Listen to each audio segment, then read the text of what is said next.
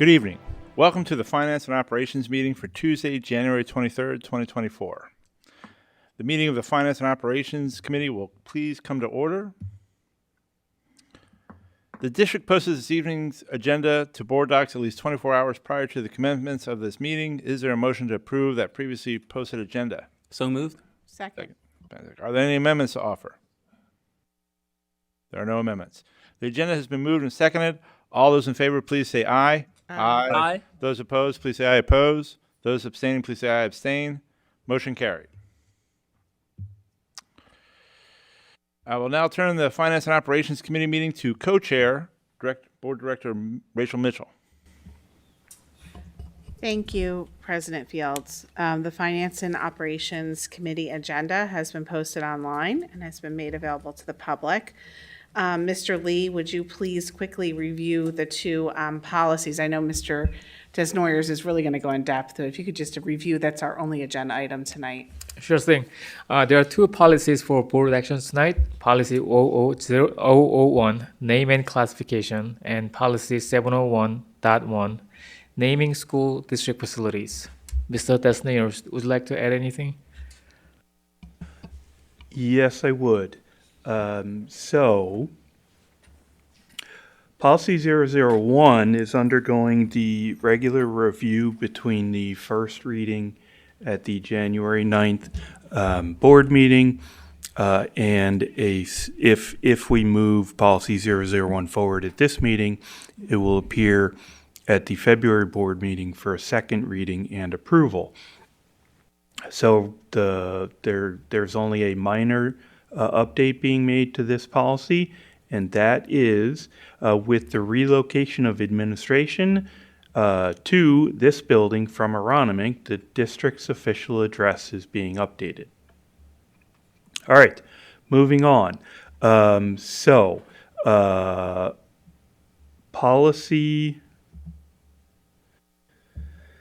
701.1. The agenda for this presentation is an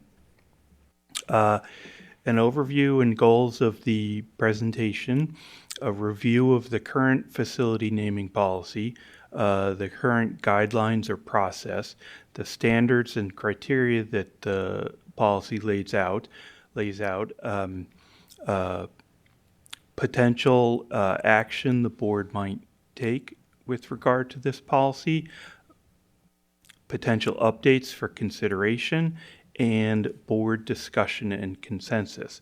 We'll follow that up with a wrap-up and next steps. So over the last 9 months, several board members have expressed interest in reviewing this policy, Policy 701.1, naming district facilities and potentially incorporating updates. The current policy will be reviewed for the benefit of the board and the community, and a few potential actions will be explained. The board will then discuss in an effort to reach consensus on if and which updates will be incorporated. To review the policy, the board believes that naming school district facilities deserves thoughtful consideration. School district facilities, herein referred to as facilities, include all interior and exterior spaces owned and or operated by the Upper Darby School District. Examples include buildings, athletic fields, gymnasiums, libraries, classrooms, and outdoor areas. Authority. The board has the authority and responsibility to establish reasonable guidelines and regulations for naming facilities. The naming of facilities shall be by an affirmative vote of a 2/3 majority of the board. So the current process laid out in the policy is that individual or groups submit an application to name or rename a facility. The application is then considered by the Finance and Operations Committee meeting. By the Finance and Operations Committee, if two members of the Finance and Operations Committee, which is the full board, support the request, administration completes a cost analysis. Once the cost analysis is completed, it is discussed at the next Finance and Operations Committee meeting. If two members of the committee, i.e. the full board, continue to support the request, the proposed renaming is advertised and put on the agenda at the next school board meeting. And then the note again, 2/3 of the board needed for approval. Next slide. As far as standards and criteria for naming and renaming facilities, there are only two. The first is no current employee, student, or board member shall be considered. The second is that the person shall have a deep connection or shall have made a significant contribution to the school district or have been an extraordinarily positive influence within the school district. So, potential board action. The board can leave the policy as it was before the updates implemented at tonight's special voting meeting. Second option is incorporate updates. We'll review on the next slide a few potential updates the board can consider. A third option is to rescind or eliminate the policy, and if this option is selected, there will be no means by which community members may request that a facility be named. So, some potential updates for consideration. Potential restrictions on naming a facility after a person. First would be prohibit naming facilities after a living person. Second is prohibit naming facilities after a person until the person has been deceased for a specified number of years, say 5, 10, or 25, or other restrictions on naming facilities after people. Second, restrictions other restrictions could be placed on facility names, such as prohibit facility names other than geographic locations, and this is the temporary update that was adopted at the special voting meeting this evening. And I should note that all district-owned school buildings are named after geographic locations. A second option in this area would be differentiate between restrictions on school building names and names for other district facilities, i.e. spaces within a building, athletic fields, etc. And then a third different type of change would be to change the language in the policy that states all existing facilities which have been named after an individual shall not be renamed to something like unanimous approval of all sitting board members required to rename an existing facility that is named after a person. Next slide. So at this point, I'd like to have board members discuss their thoughts on this policy, and at least one board member does have a fairly strong opinion, I believe. So I look forward to hearing those board members express their opinion and then a discussion about what action, if any, the board should take with this policy. Okay, thank you, Mr. Desnoyers. I'm gonna lead the discussion part on slide 8 with the board, and then I'll be back to you for the final wrap up and next steps. Okay. So I'm just gonna sort of go down the line, if that's okay. And if you want to talk, you can. If you don't, you don't. So just to try to see where people are at as far as the considerations. We've all had this uploaded in board docs for a few days, and I'm hoping people were able to get a look at it. So I'll start down there with our new board member, Mr. Hossein. Do you have any comments? If you don't, you can reserve them till after you hear the discussion. I know you're new tonight. Thank you.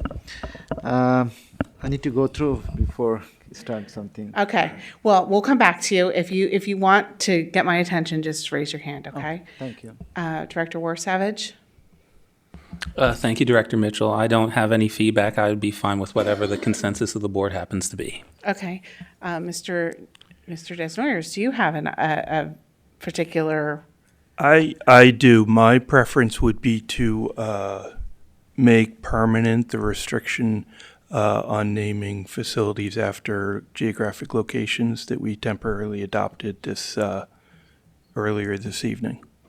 okay. Director Glenn? I don't have any comments at this time. Okay.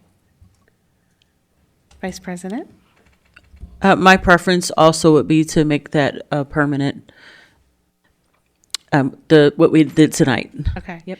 President Fields? That is also my preference. Okay. Make permanent. Ms. Williams? I just have a question. Are we having this conversation because something has happened in the past? We have received, and Dr. McGarry, maybe you can jump in. We've received a number of requests to name specific, actually locations within buildings after names. And if you want to chime in? Okay, and the board has supported in the past, like it says in our original policy, to, research it and try to come up with a way to honor the person that people want to honor. Anyway, in this district, we have a lot of different ways to honor people, not just by naming facilities. We have our Wall of Fame, we're calling it now. And, we have the board, the two different opportunities during the board year to honor someone who's made an outstanding contribution in the community. Some of the schools do individual things. I can think of the Fords, for instance, have been honored in the past for something that they've done heroic, and they have their sort of name on a wall for heroes at Drexel Hall Middle School. I mean, there's a lot of different opportunities to honor someone. So I think we've gotten a number of requests of late. And obviously, with the building projects coming up, we want to take that into consideration. We don't want to have any hurt feelings either. So I think that's why we're having this conversation tonight. If you want to weigh in, President Fields? Yeah, naming. There are if you research this, naming buildings after historical figures, people in general, it's fraught. I read an article about Berkeley had to remove University of California, Berkeley had to remove names from multiple buildings in 2016 because history showed that the folks they named these buildings after were not really they didn't support the mission of the college, right? And but here, what happens here is that we'll get requests for people that are living, and one person's hero is somebody else's not hero, right? And now board members in a position of hurting somebody's feelings because somebody else had with good intention the idea to honor them in some way. But the buildings, the facilities, the rooms, they are for the neighborhoods and the community, and that's not any one person. And in my opinion, they should be named after neighborhoods and communities that they're in. And this policy right now creates conflict where there shouldn't be any. So that's my opinion. Thank you. So I'll go with whatever the majority. I also want to keep it limited to geographical locations. I say keep it to geographical locations as well. I've seen where some school districts or people are removing statues or renaming buildings. So it just sets a good precedent if we just stick to naming them to geographical areas. Okay, it sounds like we have consensus. I do think we should take public comment before we solidify how we're moving forward with it. but I think the board has made their opinions known. If you want to go through the wrap-up and next steps, Mr. Desmeyers. So, a majority of the board expressed interest in making the changes, the updates that we made to the policy earlier tonight at the special voting meeting permanent.